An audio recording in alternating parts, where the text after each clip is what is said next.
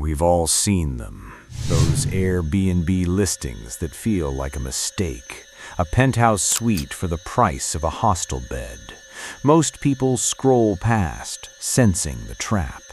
But when you're a student living on instant noodles and hope, you click book. Alex didn't care that the house sat on the edge of a district that didn't appear on modern GPS. He didn't care that the host had 0 reviews. He just saw the photos. Pristine marble, Victorian crown molding, and a kitchen that looked like it had never seen a dropped crumb. He arrived at midnight. The house was perfect. Too perfect. The air smelled like fresh cedar and expensive cologne. He locked the heavy oak door, turned the deadbolt, and collapsed into the kind of sleep only a broke student knows. But in that house, sleep is an invitation. The first morning, the sunlight hit the floor at an angle that made Alex freeze. The front door was ajar, just a crack. A sliver of the world outside peeking in. He blamed the exhaustion. I was tired, he told the empty, silent hallway. I missed the latch. Night 2. He didn't just lock it, he tested it. He pulled the handle until his knuckles turned white. Click, clack, secure. But morning doesn't lie. The door was open again. Not a crack this time, swung wide, inviting the cold morning fog into the living room. Panic is a slow burn. Night 3, Alex pushed a heavy mahogany table against the door. It took all his strength to slide it. If that door moved tonight, it would scream across the floorboards. He slept. He woke.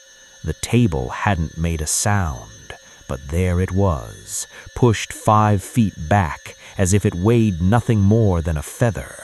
The door open, wide, like a mouth laughing at him. He set up the camera. He needed proof of a break-in. But when he checked the SD card the next morning, the footage cut to black the exact second his eyes closed in the bed. So, Alex decided to play a dangerous game. He lay in bed, eyes squinted, breathing heavy and rhythmic, acting, waiting. Then the handle. Scree. It didn't just turn. It groaned under the pressure of a hand that didn't seem to have bones. He knew he'd locked it. He'd watched the bolt slide home, but the lock turned itself from the inside. A light flickered in the hallway, a cold bluish hue that didn't belong to any bulb he'd seen. And then the shadow, a silhouette of a man stretched long and jagged, bled under the doorframe. Alex did the only thing a soul does when it realizes it's in the presence of the impossible. He prayed. He whispered words he hadn't used since childhood, a frantic, vibrating plea for protection. The shadow retracted. The handle stopped turning. Silence reclaimed the room. He thought he won, until the air next to his ear turned ice cold, and a voice, not a human voice, but a sound like dry leaves skittering on a grave, whispered, "You didn't thank us." Alex didn't wait for the sun. He ran. He burst into the neighbor's yard, an old man pruning roses in the gray pre-dawn light. Alex was shaking, his words a jumbled mess of locked doors and voices. The old man didn't look surprised. He just stopped, wiped his shears, and sighed. "Son, nobody has lived in that house for 10 years. It's been boarded up since the fire." Alex backed away. "No, it's brand new. The furniture, the paint, it's all perfect." The old man looked him dead in the eye.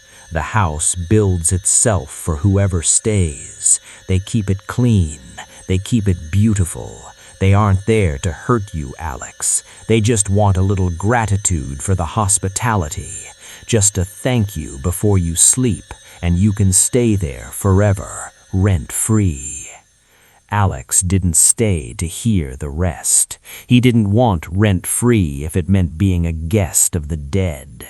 He left his luggage, he left his deposit, because some deals come with a price that your soul can't afford to pay.